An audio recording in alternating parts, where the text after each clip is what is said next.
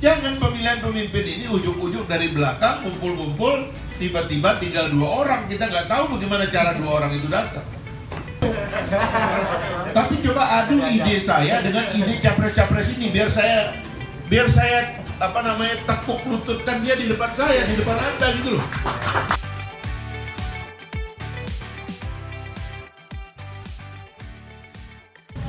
Jadi kalau ada orang yang kagum dengan politiknya Pak Jokowi, ya memang nggak ngerti politik sebenarnya.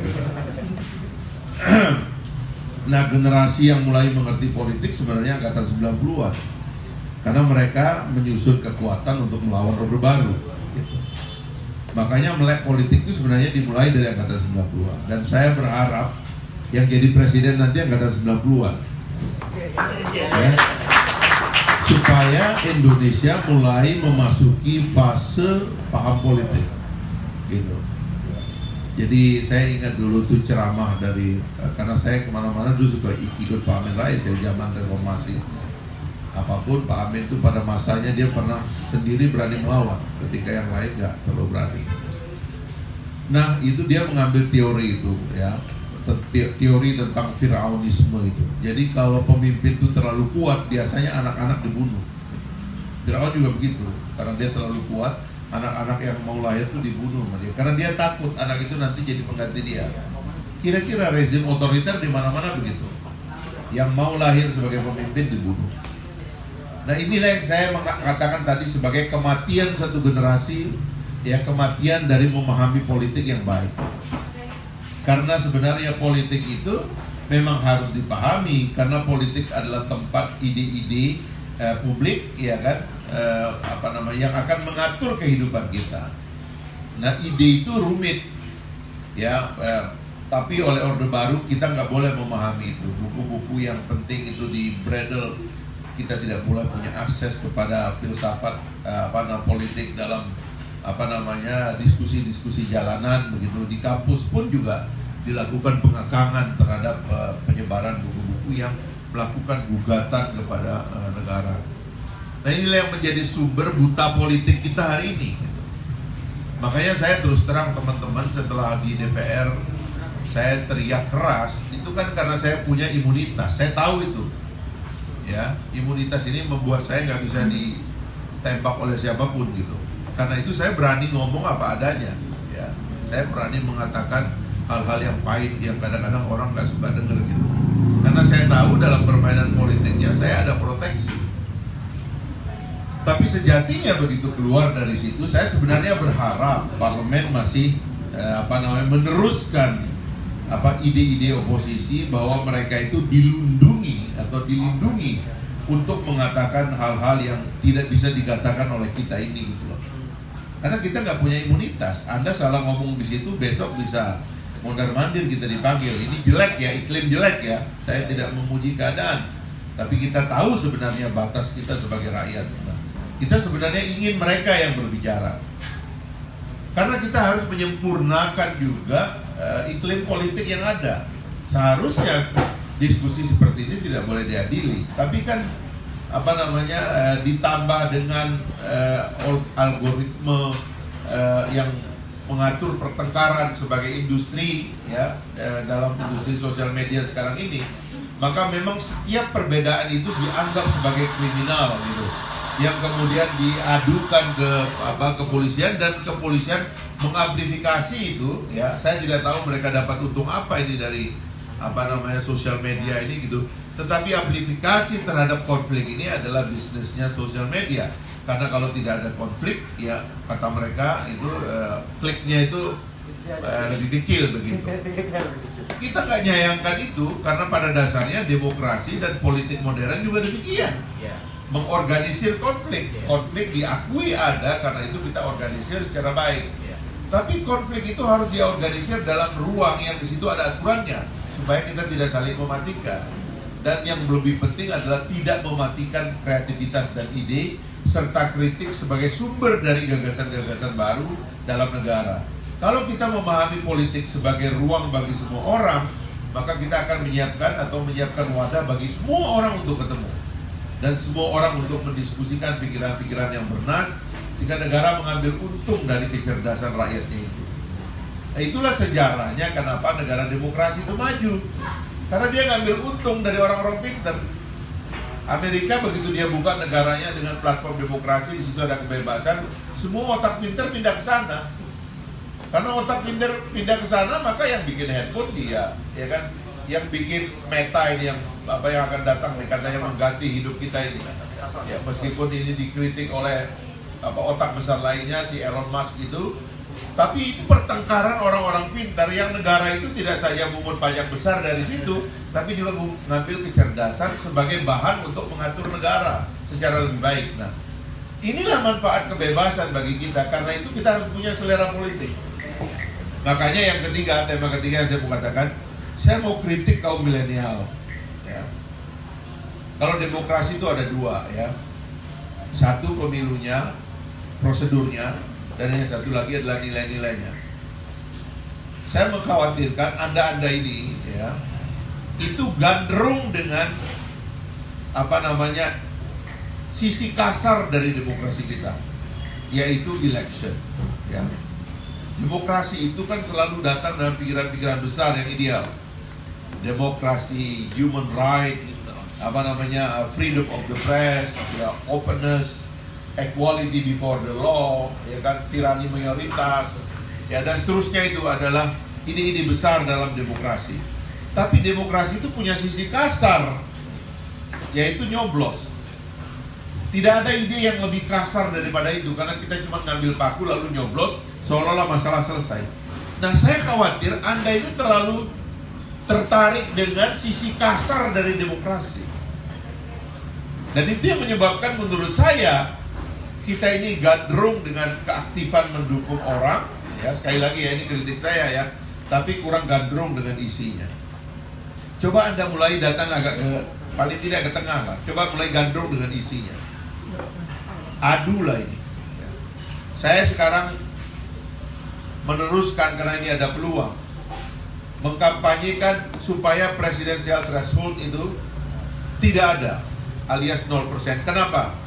Karena kita mau ada calon presiden dari Papua, ada calon presiden dari Aceh, ada calon presiden dari Pulau Kalimantan, dari Pulau Sumatera, dari Pulau Sulawesi, dari Pulau Bali, dari Pulau Lombok, dari Pulau Sumbawa. Mudah-mudahan Pulau Sumbawa juga ada. Karena kita ingin supaya pada periode pertama atau pada putaran pertama, biarlah pikiran yang berkecamuk. Orang Papua ingin mengeluarkan gagasannya tentang bagaimana ngurus Papua itu. Kenapa sampai hari ini nggak selesai? Orang-orang Kalimantan yang tanahnya dikeruk setiap hari itu ingin punya aspirasi untuk dikatakan secara tegas, secara nasional, bagaimana nasib ibu kota Kalimantan itu, dan seterusnya, ya kan? Inilah yang sebenarnya mengharuskan kita menyiapkan ruang. Jadi adanya kopi, adanya diskusi ini di kafe adalah inherent dengan bagaimana kita membiarkan tumpah ruahnya ide di ruang publik. Tetapi sekali lagi itu juga harus ada dalam pemilihan pemimpin. Jangan pemilihan pemimpin ini ujuk-ujuk dari belakang, ngumpul-ngumpul, tiba-tiba tinggal 2 orang. Kita nggak tahu bagaimana cara 2 orang itu datang. Katanya sih ada transaksi berkoper-koper, kita nggak tahu ya. Nah, saya curiga juga itu. Karena kalau transaksi berkoper-koper saya nggak masuk. Tapi coba adu ide saya dengan ide capres-capres ini, biar saya tekuk lututkan dia di depan saya, di depan Anda gitu loh. Kalau adu pikiran saya mau, tapi kalau adu duit itu penjual kopi, gak ada duitnya. Ya kan, penjual kopi mana ada duitnya, jualnya kayak begini lah, gini mana ada untungnya sih. Tapi kalau Anda meruk kekayaan dari Kalimantan, dari Sulawesi dan mana-mana gitu, Anda ambil uang bank, Anda nggak balikin, Anda rampok itu secara legal, tentu orang-orang ini, kalau ini yang Anda mau adu, menang mereka, apa boleh buat. Tapi suruh mereka berpikir tentang demokrasi, tentang masa depan republik, dia nggak akan punya. Nah, saya memohon anak muda geser sedikit, adu itu. Ya, misalnya sebagai penutup, itu ada Giring ya hari ini. Giring ini menarik karena ini bekas penyanyi, dia ingin tetap vokal. Dan salah satu cara vokal dia itu dia mengambil pepatah dari orang Arab itu, katakan kalau mau terkenal kencingi air zam-zam. Jadi dia lagi kencingi Anies Baswedan, ya kan?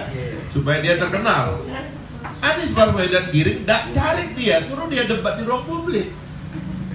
Jangan Jangan ujuk-ujuk main belakang pengen jadi capres, tapi tanpa pernah mempertanggungjawabkan pikirannya di depan umum. Ini jelek sekali.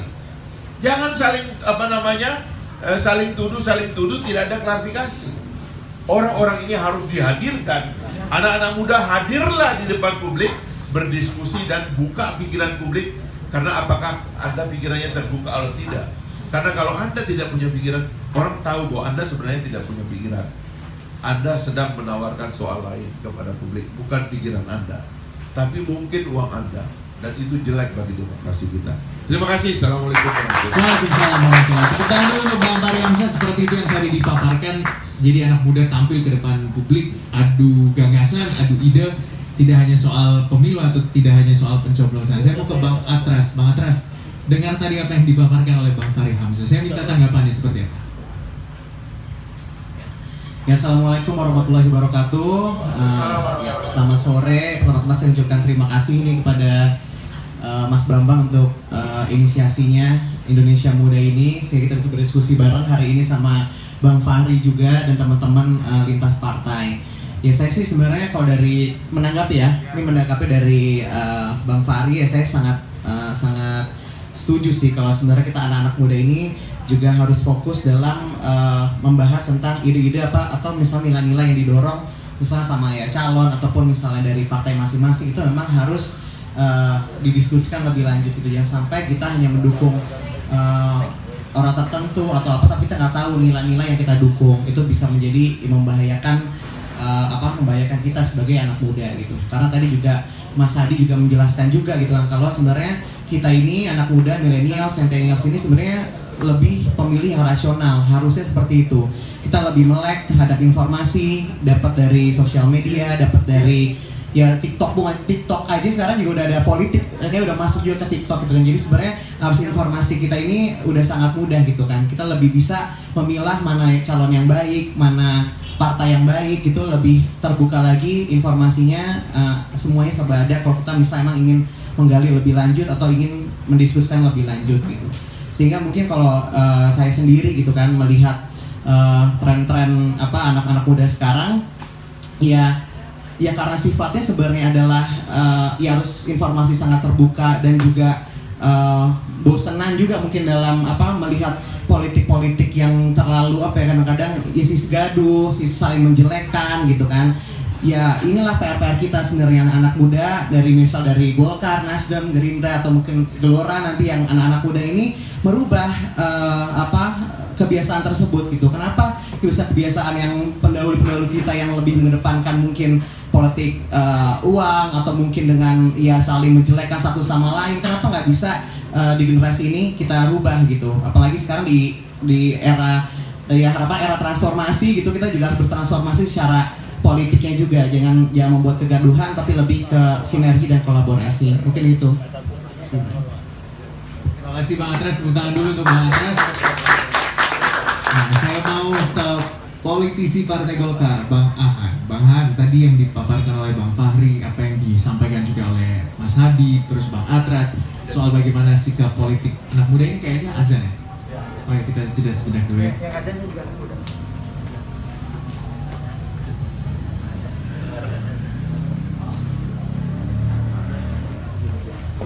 Boleh diminum dulu. Pada minum kopi.